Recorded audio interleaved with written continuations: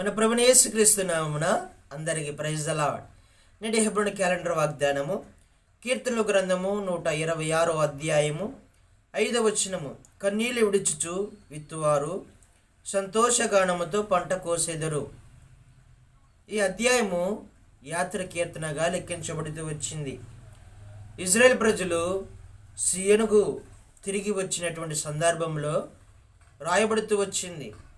సియోను రాకమునుపు వారు చెరలో ఉన్నటువంటి వారుగా ఉన్నారు. దుఃఖకరమైనటువంటి పరిస్థితుల్లో ఉన్నారు. ఎంతో బాధ కలిగినటువంటి జీవితము అనుభవించినారు. కన్నీళ్ళు కలిగినటువంటి జీవితము అనుభవించినారు. వారి జీవితంలో దేవుడు కలుగజేసినటువంటి మేలులను ఇక్కడ దేవుడు వివరిస్తూ వచ్చాడు. వారిని మర్చిపోలేదు, వారిని విడిచిపెట్టలేదు. ఇక్కడ మనము చూస్తే 2వ వచనంలో, అప్పుడు యెహోవా వీరి కొరకు గొప్ప కార్యములు చేసినని అన్ని జనులు చెప్పుకునిరి. ఇజ్రాయెల్ ప్రజల పట్లగా దేవుడు గొప్ప కార్యాలు చేస్తూ వచ్చాడు. 3వ వచనంలో, యెహోవా మన కొరకు గొప్ప కార్యములు చేసి ఉన్నాడు అని చెప్పగలుగుతూ ఉన్నారు ఇజ్రాయెల్ ప్రజలు. గొప్ప కార్యములు అంటే ఏమిటి?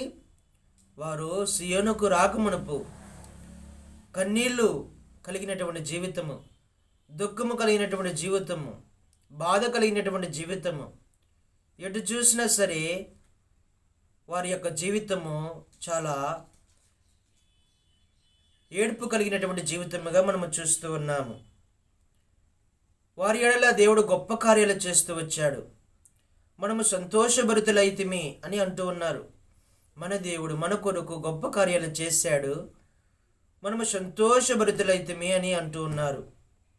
దేవుడు సెలవిస్తున్నటువంటి మాటలు, కన్నీళ్ళు విడిచుచు విత్తువారు సంతోషగానముతో పంట కోసెదరు. తప్పు చేసినా చేయకపోయినా అందరూ ఒకరు చేసినటువంటి పాపములు బట్టి ఇజ్రాయెల్ ప్రజలందరూ వారి యొక్క మొండితనము, తిరుగుబాటు, దేవుని మాట వినకపోవటము, దేవుని ఆజ్ఞలను తిరస్కరించడము, విసర్జించడము, వీటన్నిటిని బట్టి దేవుడు శత్రుల చేతికి అప్పగించినాడు. దేవుడు చెరలో ఉన్నటువంటి వారుగా ఉన్నారు. బబులోని చెరలో దాదాపుగా 75 సంవత్సరాలు వారు బబులోని చెరలో ఉండటానికి దేవుడు అనుమతిస్తూ వచ్చాడు. తద్వారాగా వారి జీవితంలో కన్నీళ్లు కలిగినటువంటి జీవితము, వాటన్నిటి నుంచి దేవుడు తప్పించి సంతోషంనిస్తూ వచ్చాడు. ఇక్కడ మనము 126 అధ్యాయము 2వ వచనంలో, మనము కల కనిన వారి వాళ్ళే ఉంటిమి, మన నోటి నిండా నువ్వు ఉండెను, మన నాలుక ఆనందగానముతో నిండి ఉన్నను. 1వ వచనంలో, సియోనుకు తిరిగి వచ్చిన వారిని యెహోవా చెరల నుండి రప్పించినప్పుడు, చెర నుంచి దేవుడు రప్పిస్తూ వచ్చాడు. చెర నుంచి, బానిసత్వము నుంచి, వారి యొక్క జీవితం నుంచి దేవుడే వారిని బయటికి రప్పిస్తూ వచ్చాడు. వారి నోటి నిండా దేవుడు నవ్వు ఉంచుతూ వచ్చాడు. వారి నాలుక ఆనందగానముతో నిండి ఉంటూ వచ్చింది. సంతోషముగా ఉండగలుగుతూ వచ్చారు. ఇప్పుడు చెర నుంచి బయటకు వచ్చినప్పుడు చెర అనుభవం ఎలా ఉంటుందండి? ఇప్పుడు చెరసాలలో ఉన్నటువంటి వారు ఎలా ఉంటారు? దుఃఖముతో, బంధువులకు దూరముగా, రక్త సంబంధులకు దూరంగా, కుటుంబానికి దూరముగా, ఎంతో బాధను అనుభవిస్తూ, ఎంతో కన్నీరు కారుస్తూ, ఎంతో దుఃఖకరముగా, నరక వేదన అనుభవిస్తూ ఉన్నటువంటి వారుగా ఉంటారు చెరసాలలో ఉన్నటువంటి వారు. అలాంటి జాబితాలో ఉన్నటువంటి వారు ఇజ్రాయెల్ ప్రజలంతా. అప్పుడు చెర నుంచి బయటికి వచ్చినప్పుడు దేవుడు వారి నోటి నిండా నవ్వు ఉంచుతూ వచ్చాడు. వారి నాలుక ఆనందగానము చేస్తూ ఉన్నది. వారికి గొప్ప కార్యాలు దేవుడు చేస్తూ వచ్చాడు. వారి ఎడల దేవుడు ఎంతో మేలు, అద్భుతములు దేవుడు చేస్తూ వచ్చాడు. వారి హృదయం సంతోషభరితముగా ఉంటూ వచ్చింది. కాబట్టి ఉదయకాల సమయంలో మనము కూడా చెర అనుభవము ఏదైతే ఉందో దాని నుంచి దేవుడు ఈరోజు నిన్ను బయటికి రప్పించాలని దేవుడు ఆశపడుతూ ఉన్నాడు. నువ్వు ఏ చెరలో ఉన్నా, పాపపు అనే చెర కానీ, కన్నీళ్ళు అనే చెర కానీ, దుఃఖకరమైనటువంటి చెర కానీ, అవమానం అనేటువంటి చెర కానీ, ఏ చెరలో ఉన్నావో నీకున్నటువంటి అక్రత, నీకున్నటువంటి బాధ ఏదైతే ఉన్నదో దేవుడు దాని నుంచి నిన్ను తప్పించి, నిన్ను విమోచించి, దేవుడు నీకు సంతోషమును, ఆనందం ఇవ్వటానికి, గొప్ప కార్యము చేయటానికి నీ ఎడల ఈ ఉదయకాల సమయంలో దేవుడు మాట్లాడుతూ ఉన్నాడు. ఎలాంటి అనుభవంలో ఉన్న మనందరము దేవుడు మన నోటి నిండా నవ్వు ఉంచడానికి ఉదయకాల సమయంలో దేవుడు మనతో మాట్లాడుతూ ఉన్నాడు. ఎలాంటి అనుభవములో ఉన్నా అది దేవుని బట్టండి. ఈ లోకాన్ని బట్టి కొంతమంది నవ్వుల పాలవుతారు, అవమానపరు అవుతారు. అవి మనంతను మనము తెచ్చుకునేటువంటివి. అవి కాదు. దేవుని ఎడల రోషముగా ఉన్నటువంటి వారు, దేవుని ఎడల యథార్థముగా ఉన్నటువంటి వారు, దేవుని ఎడల నీతిగా ఉన్నటువంటి వారు, దేవుని ఎడల దేవుడు ఆశించిన కోరిక మేరకు జీవిస్తున్నటువంటి వారి ఎడల దేవుడు తప్పిస్తాడు. ఇజ్రాయేల్ ప్రజలను చెర నుంచి ఏ విధంగా తప్పిస్తూ వచ్చాడో, రప్పిస్తూ వచ్చాడో, అలాగా మనలో కూడా దేవుడు యథార్థముగా ఉన్నటువంటి విధానాన్ని బట్టి పశ్చాత్తాపడి, ఒకవేళ చేసిన పశ్చాత్తాపడితే దేవుడు విడిపిస్తాడు, విమోచించి నవ్వును కలుగజేస్తాడు, ఆనందంను కలుగజేస్తాడు, సంతోషమును కలుగజేస్తాడు. ఈ ఉదయకాల సమయంలో పశ్చాత్తాపడేటువంటి హృదయం మనకు కావాలి. మన నోటి నుండి నువ్వు కావాలంటే, సంతోషముగా ఉండాలంటే, ఆనందకరముగా ఉండాలంటే మనము పశ్చాత్తాపడాలి. ఒకవేళ యథార్థముగా ఉన్నావంటే దేవుడు కొద్ది కాలము ఈ శ్రమను అనుభవించి సరైనటువంటి విధానములో నీకు ఎవరు ఊహించినటువంటి విధానంలో నేను గణపరుస్తూ ఉంటాడు. మనకు యెషయా గ్రంథము తెలుసు. 61వ అధ్యాయము 3వ వచనంలో నీకు దుఃఖముకు ప్రతిగా ఆనంద తైలమును నీకు ఇస్తాను, పూదన్నుని ఇస్తాను అని సెలవిస్తూ ఉన్నాడు. ఇజ్రాయేల్ ప్రజల నిమిత్తమే దుఃఖమునకు ప్రతిగా ఆనంద తైలమును ఇస్తానంటూ ఉన్నాడు. యెషయా గ్రంథము 60వ అధ్యాయము 20వ వచనంలో నీ దుఃఖ దినములు సమాప్తమగును అని అంటూ వచ్చాడు. ఈ మొత్తము ఇజ్రాయేల్ ప్రజల గురించే. వారి యొక్క జీవితమును దేవుడు జ్ఞాపకము చేసుకొని వారు ఎంత తిరుగుబాటు చేసినా, దేవుని ఎంత విసర్జించినా, వాక్యమును నెట్టివేసినా, ఎంత తృణీకరించినా సరే దేవుడు వారిని విడిచిపెట్టలేదు. వారి ఎడల జాలి, కనికర, ప్రేమ చూపిస్తూ వచ్చాడు దేవుడు. మన ప్రభువైన యేసుక్రీస్తు వారు మన ఎడల అలాగేనే చూపిస్తూ ఉన్నాడు.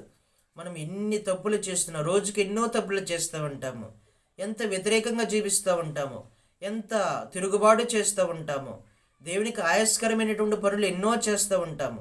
మన సొంత జ్ఞానంతో, స్వనీతితో, రకరకాలుగా మనం ఇష్టానుసారంగా ప్రవర్తించేటువంటి వారముగా ఉంటాము. అయినను దేవుని దగ్గరికి వచ్చి పశ్చాత్తాపడితే మన దుఃఖ దినములన్నీ ఎగిరిపోతాయి. యెషయా గ్రంథము 51వ అధ్యాయము మనము చూస్తే 11వ వచనంలో నీ దుఃఖమును, నిట్టూర్పును ఎగిరిపోతాయి, నీ తలల మీదకి నిత్య సంతోషము నేను తీసుకుని వస్తానని 51:11 వచనంలో మనము చూస్తాం యెషయా గ్రంథములో. కాబట్టి వీటన్నిటిని మనము వాగ్దానాలను చేతపడుతూ రావాలి. కీర్తన గ్రంథము 30వ అధ్యాయము 11వ వచనంలో కూడా దావీదు భక్తుడు అంటాడు, అయ్యా నా అంగలార్పును నాట్యముగా మార్చినవయ్యా అని అంటా ఉంటాడు. చూడండి, ఆయన యొక్క కోపము నిమిషము మాత్రమే ఉంటుంది, ఆయన దయ ఆయుష్కాలం అంతా ఉంటుంది. కాబట్టి ఉదయకాల సమయంలో మనము నేర్చుకోవాల్సినటువంటివి ఎన్నో పాఠాలు ఉన్నాయి. దేవుడు మన ఎడలో గొప్ప కార్యాలు చేస్తాడు, మన నోటి నుండి నవ్వు ఉంచుతాడు, సంతోషం ఉంచుతాడు, ఆనందం ఉంచుతాడు. కానీ ఇజ్రాయేల్ ప్రజల వలె చెరకు వెళ్ళేటువంటి అనుభవంలో ఉండకూడదు. ఎన్నోసార్లు దేవుని తృణీకరించి శత్రుల చేతికి వెళ్ళిపోతూ వచ్చాడు. న్యాయాధిపతుల గ్రంథంలో చూస్తే మనము మరలా వారిని శత్రులకు అప్పగించినటువంటి విధానము, మరలా శత్రులకు అప్పగించినటువంటి విధానము మనము పదే పదే చదువుకుంటూ ఉంటాము. కాబట్టి ఇజ్రాయేల్ ప్రజల వల్ల చేరగలిగినటువంటి అనుభవం మన జీవితంలో ఉండకూడదు. పశ్చాత్తాపడతాము కదా, దేవుని దగ్గరకు వస్తాము కదా, దేవుడు విడిపిస్తాడు కదా అని పదే ఇది మనము అలవాటుగా చేసుకోకూడదు. చెరలో నుంచి ఒక్కసారి బయటకు వచ్చినప్పుడు, విడుదల కలిగినప్పుడు, విమోచించినప్పుడు తిరిగి వైపు తిరిగి చూడకూడదు. వాటి వెంట మనము వెళ్ళకూడదు. లోతు భార్య వలె తిరిగి చూడవద్దంటే తిరిగి చూడకుండా ఉండవలసిందే. పైనున్న వాటిని వెతికేటువంటి వారముగా ఉండాలి, పైనున్నటువంటి జ్ఞానమును వెతికేటువంటి వారముగా ఉండాలి. ఇక్కడ మనము చూస్తే దక్షిణ దేశములో ప్రవాహములు పారునట్లుగా యెహోవా చెరపట్టబడిన వారిని మా వారిని రప్పించుము, యెహోవా చెరపట్టబడిన మా వారిని రప్పించుము అని ప్రాధేయపడుతున్నటువంటి వారుగా ఉన్నారు. చెరలో ఉన్నటువంటి వారుగా ఉన్నారు.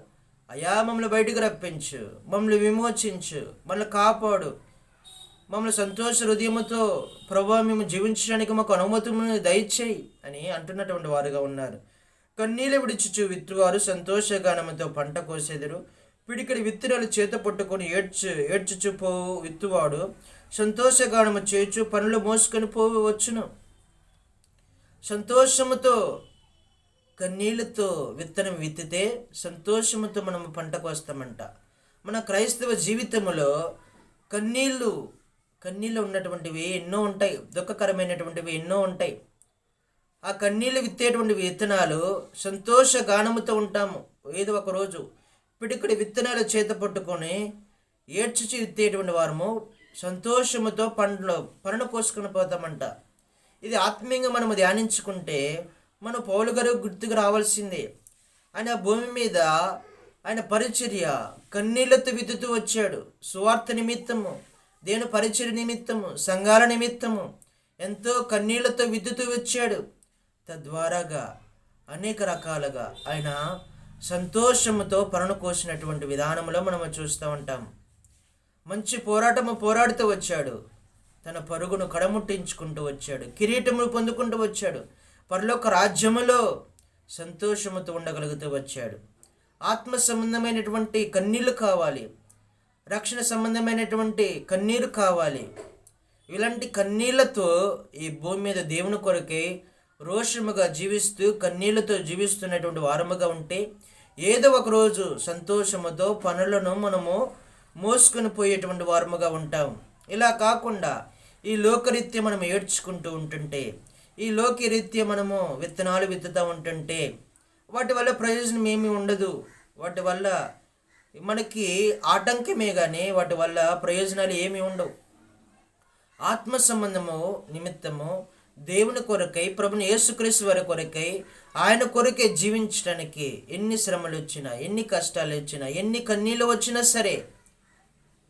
అలాగే దావీదు గారు అదే మాట అంటున్నాడు. తన జీవితంలో ఎన్నో కన్నీరు చూస్తూ వచ్చాడు. అందుకనే నా అంగలార్పును నాట్యముగా మార్చినవయా అంటూ ఉన్నాడు.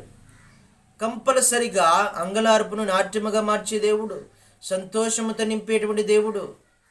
నీతి నిమిత్తము జీవించేటువంటి వారుగా ఉంటే ఈ లోకములో ఉన్నటువంటి శ్రమలు ఎన్నదగినటువంటివి కావు. నీతి నిమిత్తము జీవిస్తే ఈ లోకంలో ఉన్నటువంటి దుఃఖకరమైనటువంటివి ఎన్నదగినటువంటివి కావు. దేవుని కొరకై ఎంత కన్నీరు వచ్చినా, దేవుని కొరకై ఎన్ని శ్రమలు వచ్చినా, మన ప్రభుని యేసుక్రీస్తు వరకై ఎన్ని నిందలు వచ్చినా, ఎంత అపకీర్తి వచ్చినా సరే, వీటన్నిటిని దేవుడు మనకు గొప్ప కార్యములు చేయటానికే, గొప్ప మేలులు చూడటానికే, మనము సంతోషముతో పనులను తీసుకుని వెళ్ళేటువంటి వారముగా ఉండటానికే, పూదండ కోసమే అని దేవుడు స్పష్టంగా మాట్లాడుతూ ఉన్నాడు ఈ ఉదయకాల సమయంలో మనందరితో. కాబట్టి మనము కన్నీళ్లు కలిగినటువంటి విత్తనాలు జీవించాలి. దేవుని కొరకే జీవించేటువంటి కన్నీళ్లు ఉండాలండి. దేవుని కొరకే బ్రతికేటువంటి కన్నీళ్లు ఉండాలి. ఈ లోక కొరకము, ఈ లోక జ్ఞానము, ఈ లోకమైనటువంటి కన్నీళ్లు కాదు. దేవుడు వీటన్నిటి నుంచి దేవుడు మనల్ని తప్పిస్తాడు, విడిపిస్తాడు, విమోచిస్తాడు. కావలసినటువంటి జ్ఞానమును దేవుడు ఇస్తూ ఉంటాడు. కాబట్టి ఉదయకాల సమయంలో మనము నేర్చుకోవాల్సినటువంటివి అనేకమైనటువంటి పాఠాలు మనం నేర్చుకోవాలి. మన ఎడల ఈరోజు దాచి ఉంచినట్టు గొప్ప కార్యములు ఎన్నో ఉన్నాయి.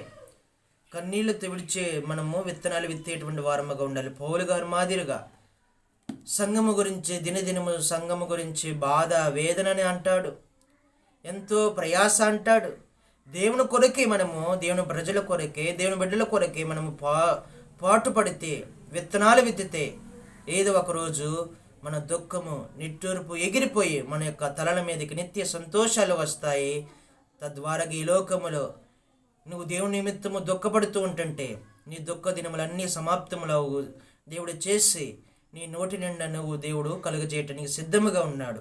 ఇలాగ దేవుడు మనందరిని సిద్ధపరిచి నడిపించునుగాక. ప్రార్థన చేసుకుందాం. పరిశుద్ధుడా, ప్రేమగల తండ్రి, మీ దయగల నామాన్ని బట్టి వందనాలయ్యా. ఈ ఉదయకాల సమయంలో మాతో మాట్లాడిన ప్రతి లేఖన భాగాన్ని బట్టి వందనాలు ప్రభా. కన్నీళ్లతో విడిచుచు విత్తువాడు సంతోషగణముతో ప్రభా పంటను కోస్తాడని సెలవిస్తూ వచ్చాడు. అవును తండ్రి, మా జీవితంలో ప్రభా ఎలాంటి దుఃఖము కావాలో, ఎలాంటి కన్నీళ్ళు కావాలో మాతో మాట్లాడుతూ వచ్చారు.